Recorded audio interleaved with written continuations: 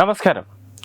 America എന്ന രാജ്യം, അവരുടെ ഭൂമി, അവരുടെ നിയമം, അവരുടെ പൗരന്മാർ, അവിടേക്ക് അനുവാദമില്ലാതെ ആര് കടന്നു ചെല്ലുന്നുവോ അവർ അവരുടേതായ നിയമം തന്നെ നടപ്പാക്കും. അല്ലെങ്കിൽ അവർ ചിലപ്പോൾ വെടിവെച്ച് കൊല്ലും, അല്ലെങ്കിൽ അവർ പിടിച്ച് ജയിലിലിടും, അല്ലെങ്കിൽ അവരുടേതായ നിയമത്തിൽ എന്താണോ പറയുന്നത് അത് അവർ ചെയ്തിരിക്കുക തന്നെ ചെയ്യും. സ്വന്തം രാജ്യത്തിലേക്ക് അവൻ്റെ രീതി വച്ച് കയറ്റി വിടുകയോ ചെയ്യുമ്പോൾ കിടന്ന് നിലവിളിക്കുന്നത് എന്തിനാണ്? അതായത് അമേരിക്ക ഇപ്പോൾ ചെയ്തത്, ഇന്ത്യയിൽ നിന്നും നിയമവിരുദ്ധമായി അമേരിക്കയിലെത്തിയ കുറേ പേരെ അമേരിക്ക കയറ്റി ഇങ്ങോട്ട് ഇന്ത്യയിലേക്ക് അയച്ചു. അതവർ മാന്യമായ രീതിയിൽ ചെയ്തു. അല്ലാതെ അവരെ പിടിച്ച് ജയിലിൽ ഇടണമായിരുന്നു. അത് ട്രംപിന് അറിയാഞ്ഞിട്ടല്ല. ഇന്ത്യയും ട്രംപും തമ്മിലുള്ള ആ ഒരു ബന്ധം അത് വച്ചിട്ടാണ് ട്രംപ് അങ്ങനെ ചെയ്യാത്തത്. എന്തിനാണ് രാഹുൽ ഗാന്ധിക്കും പ്രിയങ്ക ഗാന്ധിക്കും സോണിയാഗാന്ധിക്കും ഒക്കെ ഇത്ര കടന്നിട്ട് പ്രശ്നമുണ്ടാക്കാനുള്ള കാരണം? കൃത്യമായ രീതി എന്താണെന്ന് ഇത്തിരിയെങ്കിലും, അതായത് കോൺഗ്രസിൽ ഇത്തിരിയെങ്കിലും വെളിവുള്ള ശശി തരൂർ പറഞ്ഞിട്ടുണ്ട്. അത് കേൾക്കുക നിങ്ങൾ.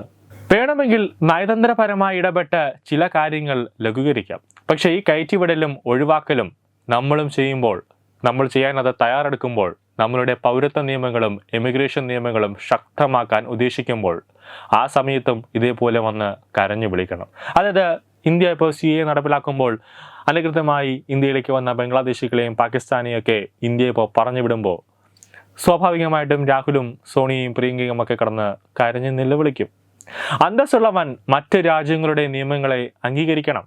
കാരണം ഇവിടെ തെറ്റ് ചെയ്തത് ഇന്ത്യൻ പൗരന്മാരാണ്. എന്തെങ്കിലും തരത്തിലുള്ള ആനുകൂല്യമോ ഇളവിനോ വേണ്ടിയോ ഇറക്കാൻ നിന്നാൽ നാളെ ഈ സ്വാതന്ത്ര്യം അമേരിക്ക സ്വന്തം പൗരന്മാർക്ക് വേണ്ടിയോ മറ്റ് രാജ്യങ്ങൾക്ക് വേണ്ടിയോ തിരിച്ചു ചോദിച്ചേക്കാം. ആ ബാധ്യത ഇപ്പോഴേ ഒഴിവാക്കുക. നമ്മൾ തെറ്റ് ചെയ്താൽ അത് തെറ്റാണെന്ന് അംഗീകരിച്ചു തിരിച്ചു വരിക. അതാണ് ഉചിതമായ ഒരു തീരുമാനം.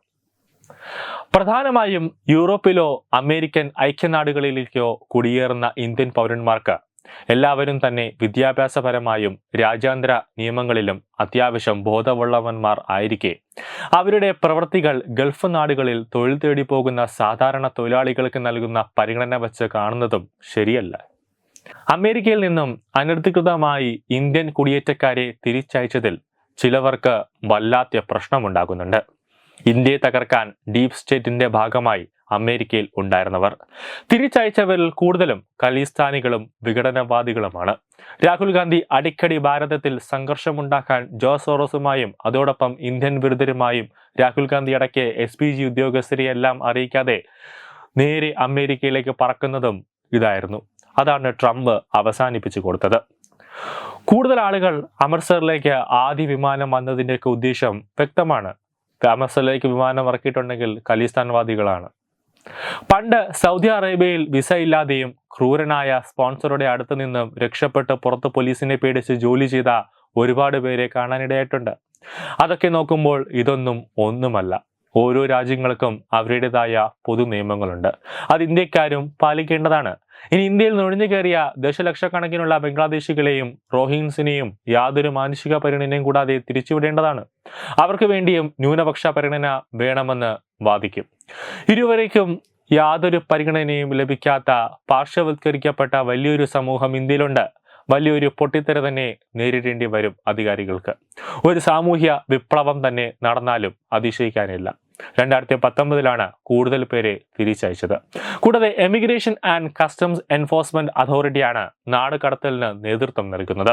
അവരാണ് തീരുമാനിക്കുന്നത് ഒരു രാജ്യത്ത്, അതായത് അമേരിക്ക എന്ന രാജ്യത്ത് അനധികൃതമായി വന്ന കുടിയേറ്റക്കാരെ എങ്ങനെ ഏത് വിമാനത്തിൽ അയക്കണമെന്ന്.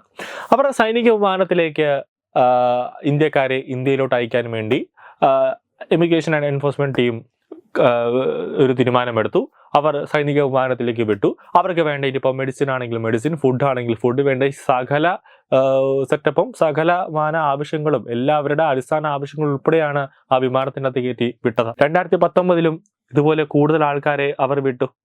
അതിനുശേഷം കോൺഗ്രസ് ഭരണം നടന്നുകൊണ്ടിരുന്ന സമയത്തും, അതായത് 2014 മുമ്പ് വരെ കോൺഗ്രസിന്റെ ഭരണം നടന്ന സമയത്തും ഇതുപോലെ അമേരിക്കയിൽ നിയമവിരുദ്ധമായി പോയ ഇന്ത്യക്കാരെ അവർ ഇങ്ങോട്ട് കയറ്റി വിട്ടു. അപ്പോഴൊന്നും ഇല്ലാത്ത പ്രശ്നം ഇപ്പോഴെന്താണ് എന്നാണ് അറിയാത്തത്.